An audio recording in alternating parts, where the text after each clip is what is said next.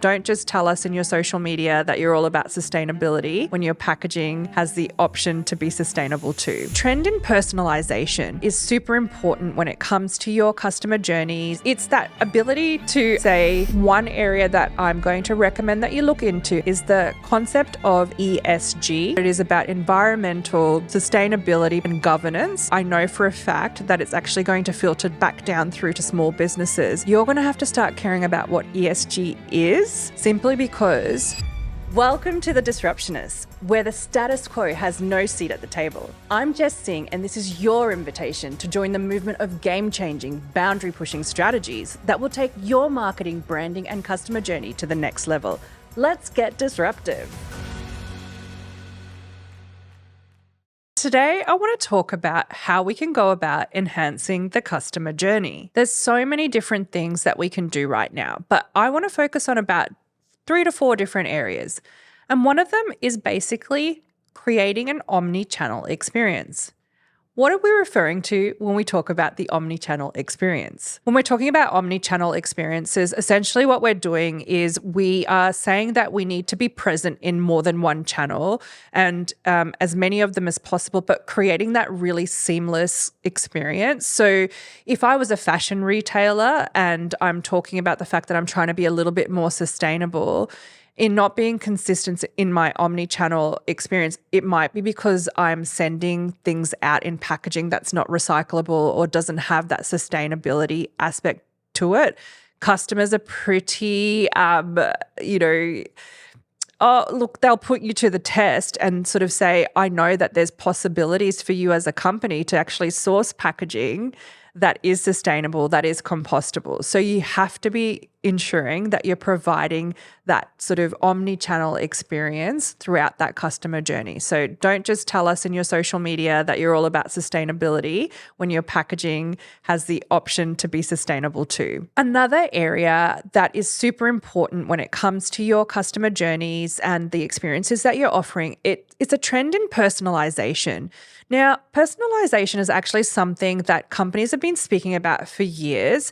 And it's that ability to, I suppose, be able to say, hey, Jess, as opposed to, guess what? I've got this great offer, which seems to be going out to everybody. By using my first name, that was just one way in which companies were able to start personalizing the way in which they were connecting with customers through emails, through text messages. So one of the best examples of taking personalization to a whole new level and not just using my first name in an email is actually I think it's a company called Milk Run, and I think it's owned by Woolworths.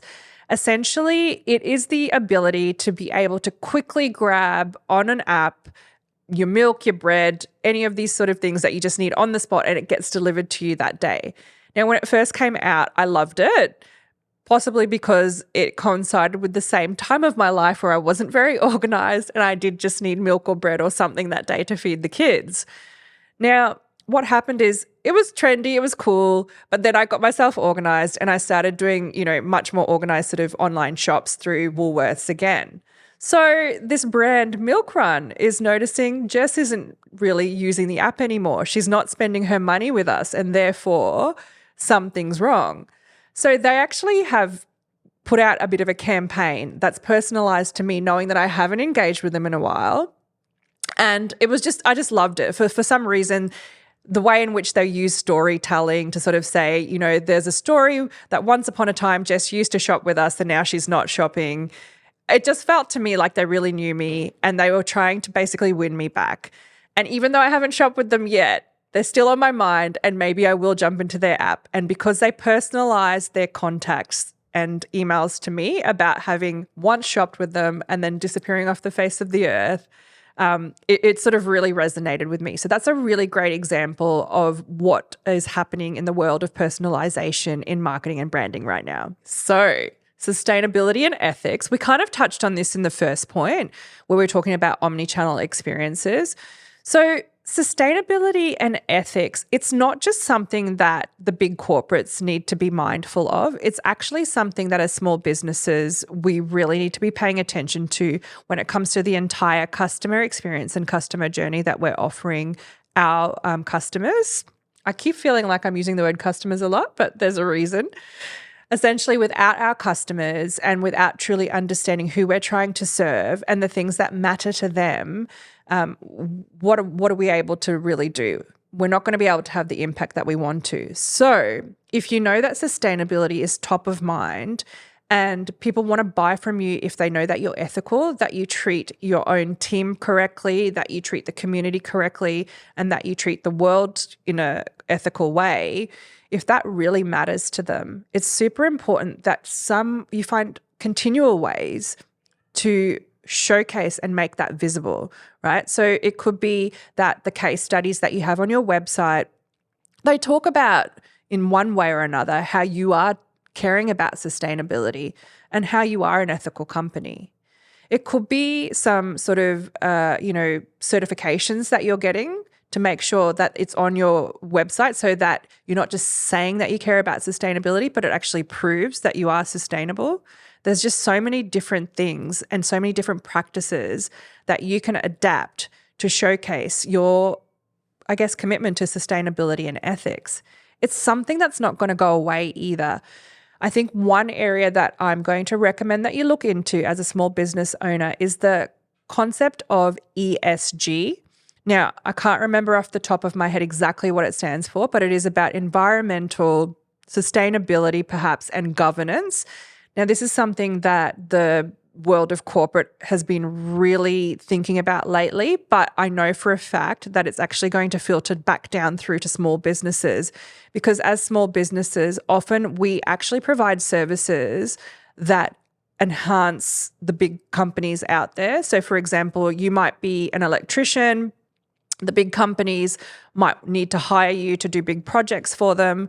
You're going to have to start caring about what ESG is, simply because the bigger companies need to be shown to be working with partners who also have the same values and principles in regards to sustainability and ethics as well. So if we take a look back at what we've just covered in today's episode, the important things to think about when we're thinking about the customer journey and enhancing it is to consistently think about your omni-channel experience.